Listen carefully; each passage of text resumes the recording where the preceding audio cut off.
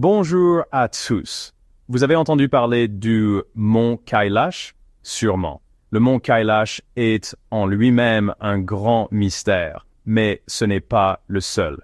Son emplacement sur Terre est également incroyable. Le mystère de son emplacement est tout aussi fascinant. On appelle aussi le mont Kailash l'Axis Mundi de la Terre et il est situé à 6666 km du pôle Nord et à 6666 fois 2 km du pôle Sud. Vous comprenez, n'est-ce pas? Ce n'est pas une coïncidence. Du moins, c'est ce que je crois. Aujourd'hui, nous allons parler des 9 endroits mystérieux de l'Inde. J'ai parlé de l'un d'entre eux, le mont Kailash, mais nous allons approfondir un peu plus ce qu'est le mont Kailash. Beaucoup de gens ont beaucoup entendu parler du mont Kailash, et je vais essayer de partager avec vous quelques nouvelles informations. Par exemple, ceux qui sont allés au mont Kailash disent que leurs ongles et leurs cheveux poussent 3 fois plus vite. Disons que si vos ongles poussent en une semaine, là-bas, ils poussent autant en 2 ou 3 jours. Les gens pensent aussi que ceux qui y vont vieillissent plus rapidement leur tasse.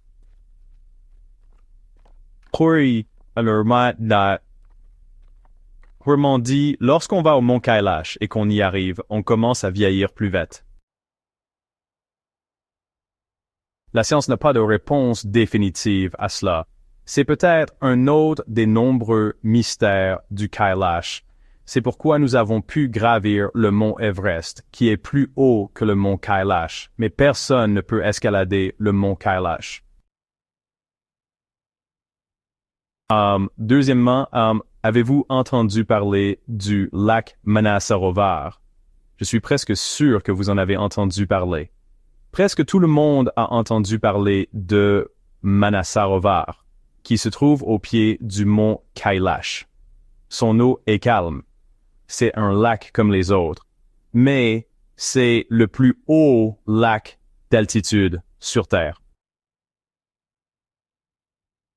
Près du lac Manasarovar, il y a un autre lac moins connu, le Rakshastal.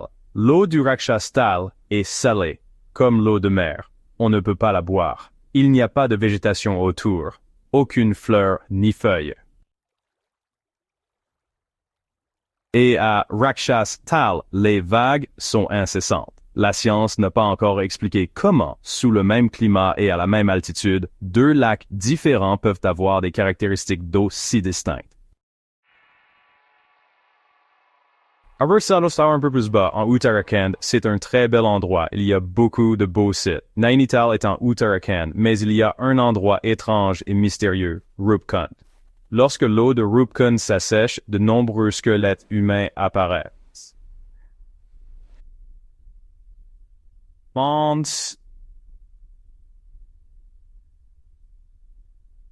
Pistukri Searchman error. Betowers per is was like it's aussi like this sorgala.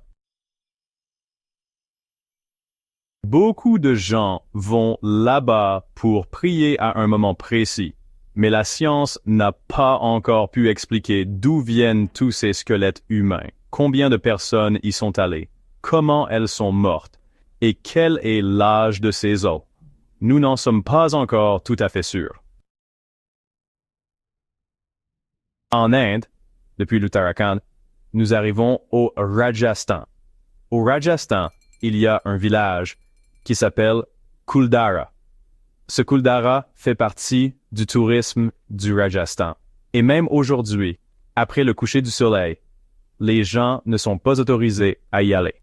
Savez-vous quel autre Huawei were there 9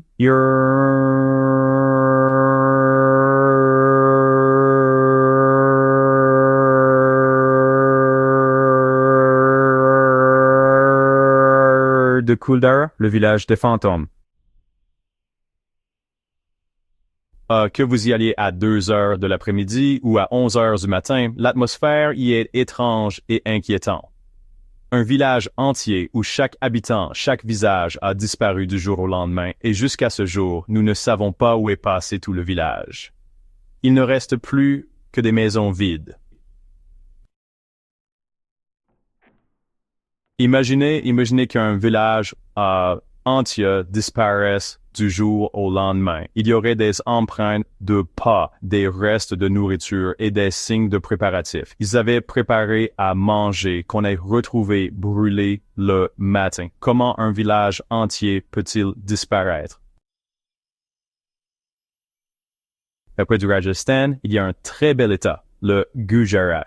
Nous entendons beaucoup d'histoires sur la Dwarka de Krishna et la plupart des gens les ignorent, les considérant comme de la mythologie.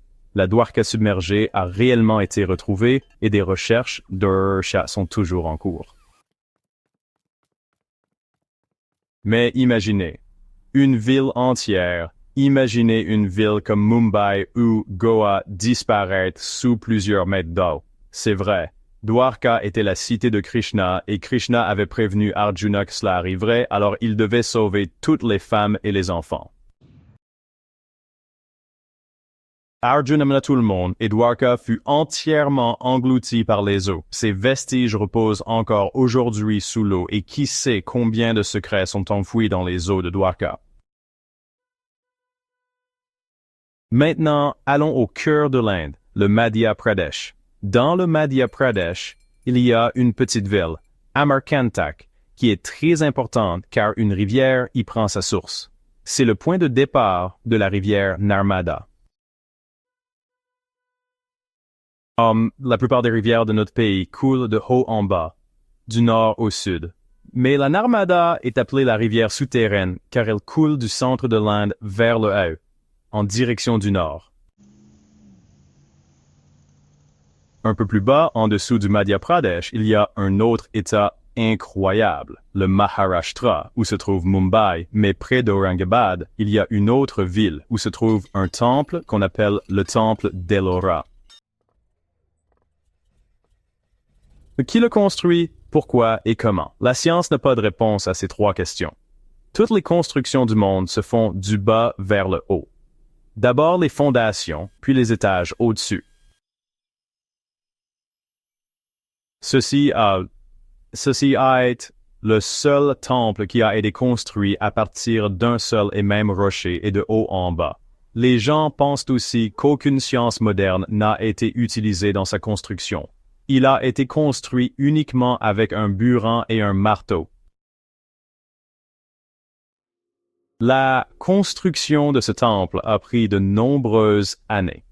Il comporte une multitude de piliers, de portes et d'innombrables sculptures. Comment a-t-il été construit? Pourquoi a-t-il été construit? Et comment a-t-il été conçu? L'architecture moderne n'a pas de réponse à ces questions.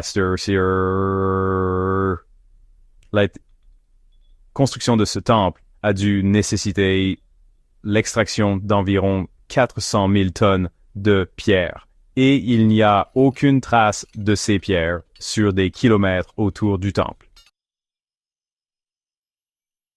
Après le Madhya Pradesh, dirigeons-nous vers le sud, vers un temple incroyable, le temple de Virabhadra. On l'appelle aussi le temple aux piliers.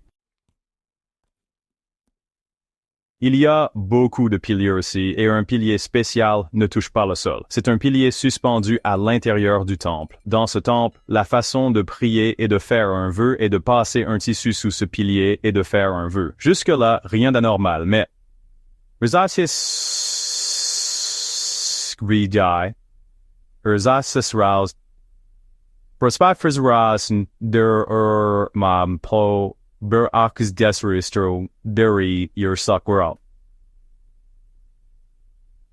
plusieurs reprises, à différentes époques, on en a essayé de comprendre ce pilier suspendu.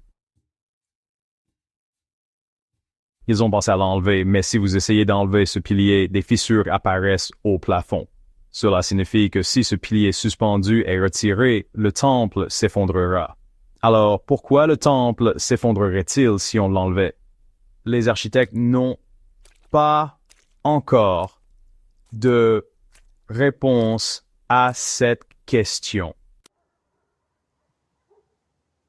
Enfin, le plus intéressant et mystérieux des temples, le temple de Padmanabhaswamy.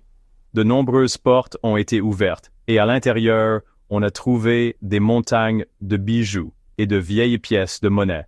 Mais il y a une porte que la cour a nommée Chambre B, aussi appelée la porte de Kalara.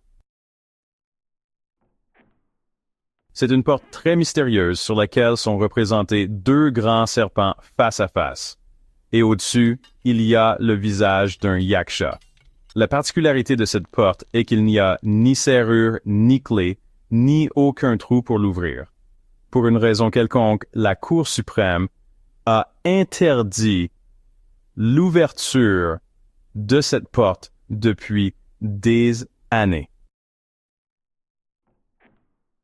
Beaucoup de gens pensent que toute la richesse du monde se trouve à l'intérieur et que si cette porte s'ouvre, personne ne sera plus riche que nous. Mais beaucoup de gens pensent aussi que si cette porte s'ouvre, alors ce pays, et en particulier cet État, connaîtra des catastrophes d'as et des dates ressorts.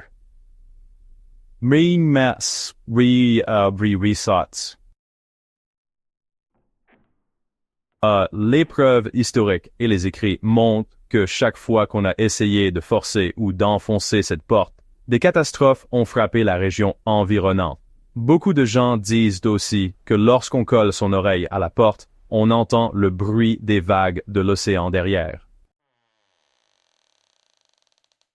La science n'a aucune réponse quant à la façon d'ouvrir cette porte, et nous ne savons pas non plus ce qui se cache derrière, mais n'est-il pas étrange que l'on puisse entendre le bruit des vagues de l'océan derrière une porte? Voici 9 lieux mystérieux en Inde. De nombreuses personnes cherchent des réponses aux mystères de ces 9 endroits. Si j'apprends quelque chose, je vous le ferai savoir. Si vous avez d'autres informations à ce sujet, n'hésitez pas à les partager avec moi. N'oubliez pas de vous abonner à Wheezy Facts. On se retrouve dans la prochaine vidéo.